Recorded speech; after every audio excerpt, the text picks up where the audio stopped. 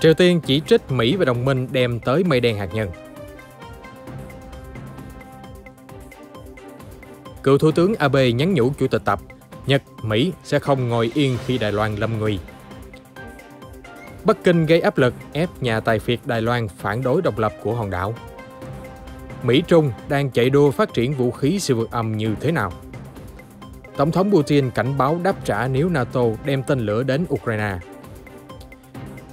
Biến thể Omicron có mặt ở ít nhất 20 quốc gia, chưa thể kết luận chỉ gây bệnh nhẹ. Từ tâm dịch Omicron, bác sĩ Nam Phi cảnh báo biến thể mới có thể thay thế Delta. Nhiều tàu mắc cạn, một tàu bị đắm trong trận cuồng phong ở Istanbul. Khám phá bí ẩn kỳ này, núi lửa và biến đổi khí hậu ở Trung Quốc gây ra đại tuyệt chủng cách đây 250 triệu năm. Tất cả sẽ có trong bản tin đặc biệt cập nhật những tin tức nóng nhất trên kênh FBNC.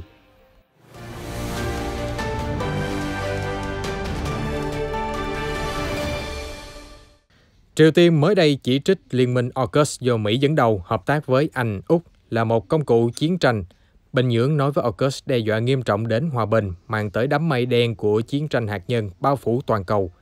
Trên trang web ngoại giao DPRK vừa đăng tải thông tin, văn bản từ Triều Tiên nhấn mạnh điều họ lo ngại là Mỹ, nước đứng đầu thế giới về chiến tranh và xâm lược, sắp chuyển giao công nghệ cho Úc phát triển tàu ngầm hạt nhân.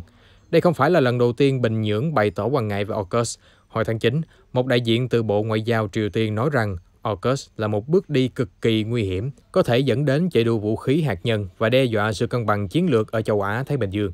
Liên minh AUKUS thành lập trong bối cảnh căng thẳng sục sôi giữa Trung Quốc với Mỹ và các đồng minh. Nhật Bản và Mỹ không thể khoanh tay đứng nhìn Trung Quốc tấn công Đài Loan và Bắc Kinh, cần hiểu rõ điều đó. Theo tuyên bố của cựu Thủ tướng Nhật Shinzo Abe, ông phát biểu trong diễn đàn do Viện Nghiên cứu Chính sách Đài Loan tổ chức hôm 30 tháng 11. Cựu Thủ tướng nhấn mạnh quần đảo tranh chấp Senkaku hiện do Tokyo kiểm soát cùng với các đảo Sakishima và Yonaguni chỉ cách Đài Loan khoảng 100 km. Vì vậy, một cuộc xâm chiếm Đài Loan có thể đe dọa nghiêm trọng Nhật Bản. Tình huống khẩn cấp của Đài Loan là tình huống khẩn cấp của Nhật Bản. Vì vậy, cũng tạo ra tình huống cấp bách cho liên minh Mỹ-Nhật. Những người ở Bắc Kinh, đặc biệt là Chủ tịch Tập Cận Bình, phải hiểu rõ điều đó. Nhật Bản vốn là nơi đặt nhiều căn cứ quân sự quan trọng của Mỹ, bao gồm căn cứ trên đảo Okinawa phía nam, cách đảo Đài Loan một quãng đường bay ngắn. Đây được xem là hậu phương chiến lược để Mỹ can thiệp nếu Trung Quốc đánh Đài Loan. Vào tháng trước, Ngoại trưởng Mỹ Antony Blinken khẳng định Mỹ và đồng minh sẽ động thủ nếu Trung Quốc dùng vũ lực thay đổi hiện trạng ở bờ biển Đài Loan. Ông Abe, người từ chức thủ tướng vào năm ngoái, hiện đứng đầu phe lớn nhất trong đảng cầm quyền Dân chủ Tự do và duy trì sức ảnh hưởng mạnh mẽ trong đảng. Đối với quan hệ Trung Nhật trong thời gian tới, ông Abe nhận định Tokyo vẫn nên tăng cường hợp tác với Bắc Kinh, đồng thời thể hiện thái độ cứng rắn với người hàng xóm khổng lồ trong những vấn đề cần thiết. Ông Abe cho rằng Nhật Bản và Đài Loan phải làm việc cùng nhau để bảo vệ dân chủ và tự do. Một Đài Loan mạnh mẽ hơn, một Đài Loan thịnh vượng, một Đài Loan đảm bảo được tự do và nhân quyền. Đó cũng chính là đóng góp cho lợi ích của Nhật Bản. Và dĩ nhiên, đó cũng là lợi ích của toàn cầu, ông Abe nói. Mới đây, ông Douglas Su, Chủ tịch tập đoàn Far Eastern có trụ sở tại Đài Bắc, đã viết tâm thư đăng trên báo United Daily News, nhấn mạnh tầm quan trọng của thị trường Trung Quốc đại lục đối với sự phát triển kinh tế của Đài Loan. Ông còn khẳng định, tôi luôn luôn phản đối sự độc lập của Đài Loan và bày tỏ sự ủng hộ mạnh mẽ đối với nguyên tắc một Trung Quốc mà Bắc Kinh đề ra. Động thái của ông Su xảy ra sau khi các công ty chi nhánh Trung Quốc thuộc tập đoàn Far Eastern đã bị trừng phạt bởi giới chức thành phố Thượng Hải và tỉnh Giang Tô vì vi phạm môi trường, thuế và nhiều vi phạm khác. Đồng thời, giới chức Trung Quốc hồi tuần trước nhấn mạnh Bắc Kinh sẽ không bao giờ cho phép doanh nghiệp Đài Loan ủng hộ độc lập của Đài Loan và có thể kiếm tiền ở Trung Quốc.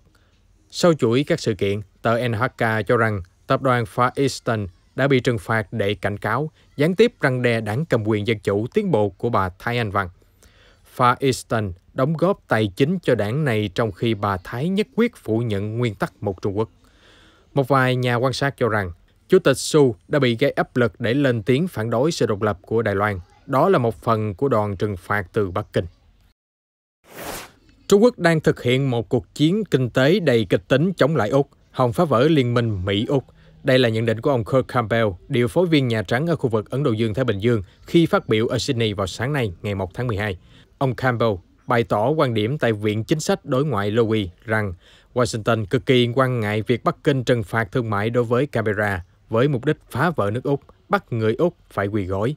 Tuy nhiên, Cố vấn Nhà Trắng khẳng định hành động của Bắc Kinh đã phản tác dụng và Tổng thống Joe Biden cũng bày tỏ quan ngại về vấn đề này trong hội nghị thượng đỉnh đầu tiên với Chủ tịch Tập Cận Bình. Ông Campbell nhắc lại cam kết vững chắc của Mỹ đối với các đồng minh an ninh và kinh tế ở Ấn Độ Dương, Thái Bình Dương, bao gồm thông qua Hiệp ước An ninh AUKUS và nhóm Bộ Tứ Kim Cương. Các khối này sẽ tiếp tục tập trung hợp tác phát triển công nghệ, giáo dục, ứng phó dịch bệnh và biến đổi khí hậu. Ông Campbell nhấn mạnh, Mỹ không thoái lui khỏi khu vực Ấn Độ Dương-Thái Bình Dương. Chúng tôi sẽ không rời đi. Mỹ và Trung Quốc đang chạy đua vũ trang để phát triển vũ khí siêu vượt âm có sức sát thương mạnh nhất, theo Bộ trưởng Không quân Mỹ nói vào ngày 30 tháng 11. Ông cho rằng Bắc Kinh và Washington đang xây dựng thử nghiệm hàng loạt khí tài siêu thanh thế hệ mới. Đang có một cuộc chạy đua vũ trang, không nhất thiết gia tăng về số lượng nhưng cải thiện mạnh mẽ về chất lượng. Trích lời Bộ trưởng Không quân Frank Kendall nói với Reuters tại văn phòng Lầu Năm Góc. Ông cho biết thêm, cuộc đua vũ trang này đang diễn ra được một thời gian khá dài, phía Trung Quốc rất hào thắng. Vào tháng 10, tướng Mark Milley thừa nhận Trung Quốc đã thử vũ khí siêu vượt âm với mục đích chọc thủng lá chắn phòng thủ tên lửa của Mỹ.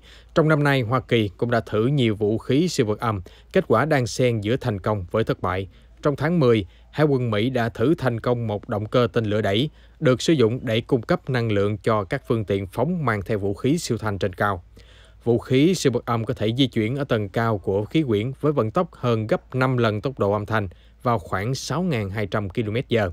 Ông Kendall nhấn mạnh, Mỹ đã tập trung nguồn quỹ nhiều cho cuộc chiến ở Iraq và Afghanistan và lơ là trong phát triển vũ khí siêu vượt âm. Tôi không nói rằng Mỹ không có hành động gì, nhưng chúng ta chưa làm đủ. Người đứng đầu Không quân Mỹ bình luận. Trong khi Lầu Năm Góc bước vào vòng đề xuất ngân sách thường niên 2023, ông Kendall hy vọng có thể tăng nguồn quỹ để cho loại biên những hệ thống cũ kỹ, tốn kém để duy trì, thay vào đó sẽ phát triển hệ thống mới bao gồm vũ khí siêu vượt âm. Các nhà thầu quốc phòng Mỹ cũng khẩn trương phát triển công nghệ vũ khí siêu vượt âm và cả những cơ chế mới để phát hiện và đánh bại chúng. Các tập đoàn vũ khí như Lockheed Martin, Northrop Grumman và Raytheon Technologies đều đã mời gọi nhà đầu tư cho chương trình vũ khí siêu vượt âm, loại khí tài đang quan tâm bậc nhất trong thời gian gần đây. Tuy nhiên, Lầu Năm Góc vẫn băn khoăn về mức giá. Hiện giờ, các loại tên lửa siêu thanh đời mới đang được phát triển đang tốn kém tới hàng chục triệu đô la mỗi chiếc. Quân đội Mỹ hôm thứ Ba ngày 30 tháng 11 thông báo tiêm kích F-16 của họ đóng tại căn cứ ở quận Aomori, miền Bắc Nhật Bản, đã gặp tình trạng khẩn cấp trên không và làm đổ 2 thùng nhiên liệu xuống một khu vực không có dân cư gần núi Iwaki trước khi hạ cánh xuống một sân bay thương mại ở địa phương. Rất may là không có thương vong. Các quan chức tỉnh Aomori cũng đã thông báo về việc một máy bay chiến đấu F-16 đóng tại căn cứ không quân Misawa của Mỹ đã hạ cánh khẩn cấp xuống sân bay Aomori vào khoảng 6 giờ 12 phút chiều thứ Ba. Sự cố đã ngăn cản các chuyến bay thương mại đến và đi từ sân bay. 7 chuyến bay thương mại đã bị hủy hoặc buộc phải quay trở lại các sân bay mà chúng đã cất cánh. Các quan chức cho biết máy bay gặp sự cố đã được chuyển từ đường băng đến sân đỗ sau 1 giờ sáng ngày thứ Tư và hoạt động của các chuyến bay thương mại sẽ được nối lại như bình thường. Chưa có kết luận liên quan đến máy bay gặp sự cố, nhưng cảnh sát địa phương cho biết một vật thể bằng kim loại đã được tìm thấy vào khoảng 6 giờ chiều thứ Ba trên một con đường gần văn phòng thành phố Fukaura Town, cách sân bay Aomori khoảng 65 km về phía Tây Nam. Bộ Quốc phòng Nhật Bản đã cử nhân viên tới hiện trường để tìm hiểu thông tin chi tiết và nhận định vật thể này có thể là một phần của các thùng nhiên liệu. Về việc Nga tập kết binh sĩ khổng lồ ở gần biên giới Ukraine, Liên minh NATO đã họp vào ngày 30 tháng 11 và cảnh báo Moscow sẽ phải trả giá đắt nếu tấn công Ukraine. Đáp lại, Tổng thống Nga Vladimir Putin nói rằng Nga buộc phải ra tay nếu như khối NATO do Mỹ dẫn đầu triển khai tên lửa đến Ukraine và đe dọa tấn công Moscow trong vài phút. Ukraine, nước thuộc Liên Xô cũ, đang xúc tiến để được sáp nhập NATO và Liên minh châu Âu EU. Đây cũng là điểm nóng nhất khiến cho mối quan hệ Nga và phương Tây rơi xuống mức thấp nhất 3 thập kỷ kể từ sau chiến tranh lạnh. Tổng thư ký NATO Jens Stoltenberg mới đây tuyên bố Nga sẽ phải trả giá đắt nếu một lần nữa dùng vũ lực chống lại sự độc lập của Ukraine. Ngoại trưởng Mỹ Antony Blinken khẳng định bất kỳ hành động leo thang nào của Nga cũng sẽ khiến cho Mỹ đặc biệt quan ngại và có thể dẫn tới hậu quả nghiêm trọng. Căng thẳng Đông Tây đang ở mức khốc liệt nhất trong vài tuần gần đây, khi cả Nga lẫn Ukraine và NATO đều diễn tập quân sự hoành tráng, dọa nạt lẫn nhau. Tổng thống Putin nhấn mạnh vấn đề Ukraine thuộc lằn ranh đỏ của Nga, và ông sẽ không nương tay nếu cho NATO đem hệ thống tên lửa hiện đại đặt lên đất hàng xóm. Nếu có bất kỳ hệ thống tấn công nào nằm trên lãnh thổ Ukraine, chúng chỉ mất 7 đến 10 phút để tàn phá Moscow và chỉ cần 5 phút nếu là vũ khí siêu thanh. Người đứng đầu Điện Kremlin cảnh báo. Ông nói thêm, và chúng ta sẽ làm gì trong kịch bản đó? Chúng ta sẽ phản ứng tương xứng chống lại những kẻ đe dọa. Chúng ta có thể làm vậy ngay bây giờ. Theo đó, ông Putin đề cập việc Nga gần đây thử nghiệm thành công tên lửa siêu vượt âm có thể đạt tốc độ gấp 9 lần âm thanh. Trong khi đó, liên quan đến căng thẳng ở biên giới Belarus-Ba Lan vì làn sóng di cư, mới đây Tổng thống Alexander Lukashenko cho biết ông sẽ yêu cầu Tổng thống Vladimir Putin trao vũ khí hạt nhân cho Belarus nếu các hệ thống tương tự của NATO được triển khai tới nước láng giềng Ba Lan. Trong cuộc phỏng vấn với hãng thông tấn RIA của Nga vào ngày 30 tháng 11, ông Lukashenko nhấn mạnh, họ sẽ đưa các hệ thống hạt nhân của NATO vào Ba Lan và chúng tôi cũng sẽ đi đến một thỏa thuận. Vũ khí hạt nhân sẽ hiệu quả nhất trong những cuộc chạm trán như vậy. Chúng tôi đã sẵn sàng cho việc này trên lãnh thổ Belarus. Trước đó, NATO đã cân nhắc đưa vũ khí hạt nhân đến Đông Âu để đối phó với Nga, dấy lên lo ngại về một cuộc xung đột tiềm tàng giữa phương Tây và Moscow.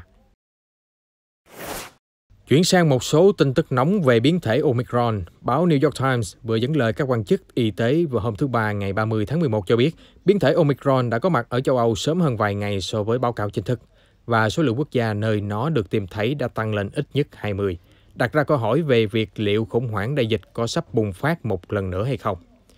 Viện Sức khỏe Cộng đồng và Môi trường Quốc gia Hà Lan cho biết đã có các mẫu dương tính với biến thể mới này vào ngày 19 tháng 11 và ngày 23 tháng 11, trước thông báo chính thức vào ngày 24 tháng 11 về sự tồn tại của Omicron.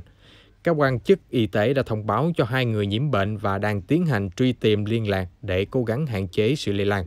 Truyền thông Brazil đưa tin hôm thứ Ba rằng biến thể đã xuất hiện ở Brazil, có nghĩa là nó đã có ở mọi lục địa trừ Nam Cực. Các nhà khoa học cho biết, các đột biến trong biến thể Omicron cho thấy nó dễ lây lan hơn các dạng virus trước đó. Họ cảnh báo rằng họ không thể chắc chắn nếu không có thêm thử nghiệm và dữ liệu, nhưng bằng chứng cho đến nay vẫn còn rất thuyết phục. Phía Hoa Kỳ lo ngại rằng quy định hiện hành chấp thuận kết quả xét nghiệm trong vòng 3 ngày trước khi hành khách khởi hành chuyến bay đến Mỹ là không đủ nghiêm ngặt. Do vậy, vào tối muộn thứ Ba, ngày 30 tháng 11, Trung tâm Kiểm soát và Phòng ngừa Dịch bệnh Hoa Kỳ cho biết họ có kế hoạch tăng cường kiểm tra và sàng lọc người mắc COVID-19 bằng cách yêu cầu tất cả hành khách bay đến Mỹ cung cấp kết quả âm tính từ xét nghiệm được thực hiện trong vòng 24 giờ sau khi khởi hành.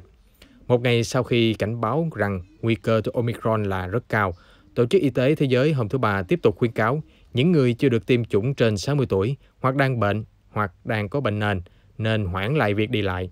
Tại Hy Lạp, Thủ tướng tuyên bố rằng những người từ 60 tuổi trở lên sẽ bắt buộc phải tiêm vaccine COVID và những ai không thể đặt lịch cho mũi tiêm đầu tiên trước ngày 16 tháng 1 sẽ phải đối mặt với tiền phạt. Biến thể Omicron cũng đã khiến cho các ca nhiễm COVID-19 mới ở Nam Phi tăng vọt từ khoảng 300 ca một ngày vào giữa tháng 11 lên khoảng 3.000 ca một ngày, tốc độ gia tăng nhanh nhất trên thế giới.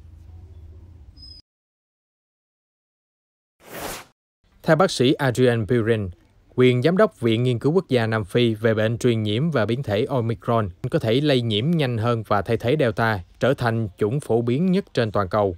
Ông nói với Reuters ngày 30 tháng 11, chúng tôi luôn đặt câu hỏi liệu Omicron có vượt qua Delta hay không. Đáp án có vẻ đúng là vậy, ít nhất về khả năng lây lan. Nếu Omicron được chứng minh dễ lây lan hơn Delta, nó có thể khiến cho số ca nhiễm tăng cao và gây ra áp lực cho các bệnh viện ở Nam Phi cũng như nhiều nước khác. Ông Purin nói với các nhà khoa học cần 4 tuần để tìm hiểu Omicron có chống lại được vaccine hay miễn dịch tự nhiên hay không. Cũng như nhiều chuyên gia khác, ông Purin phát biểu thận trọng vì còn quá sớm để kết luận bất cứ điều gì về Omicron. Chính quyền quân sự Myanmar lại đưa thêm cáo buộc mới về tham nhũng đối với cựu lãnh đạo Aung San Suu Kyi và cựu tổng thống Win Myint, theo đài nhà nước MRTV đưa tin ngày 30 tháng 11. Cáo buộc mới liên quan việc mua và thuê trực thăng sẽ được xét xử theo luật chống tham nhũng. Nếu bị buộc tội, có thể ngồi tù đến 15 năm. Bà Suu Kyi, 76 tuổi, bị lật đổ trong cuộc đảo chính ngày 1 tháng 2. Hiện bà đối diện hàng chục tội danh, bao gồm xúi giục và vi phạm biện pháp chống Covid-19. Đến nay, bà phủ nhận mọi cáo buộc. Hiện phía chính quyền quân sự Myanmar và luật sư của bà Suu Kyi tạm thời chưa bình luận về cáo buộc tham nhũng mới. Chuyển sang những tin tức nóng khác, nhiều tàu hàng mắc cạn ở biển Marmara, quận Kartal, thành phố Istanbul, Thổ Nhĩ Kỳ sau khi gió lớn xô lệch các tàu khỏi nơi neo đậu.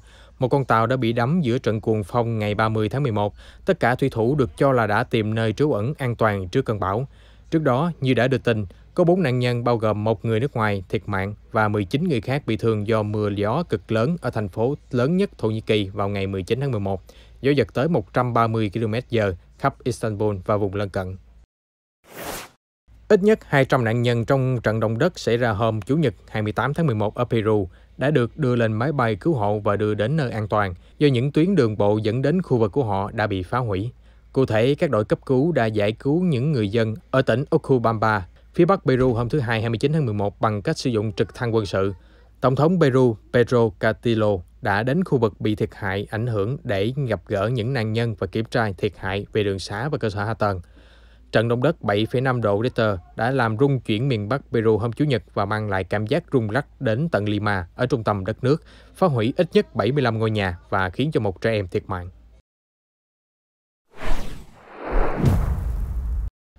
Theo nghiên cứu mới, một cuộc đại tuyệt chủng cách đây khoảng 250 triệu năm, còn được gọi là sự kiện tuyệt chủng kỷ Permi và kỷ Trias, thực chất bắt nguồn từ mùa đông núi lửa ở miền Nam Trung Quốc, chứ không phải là Siberia như giả thiết trước đây.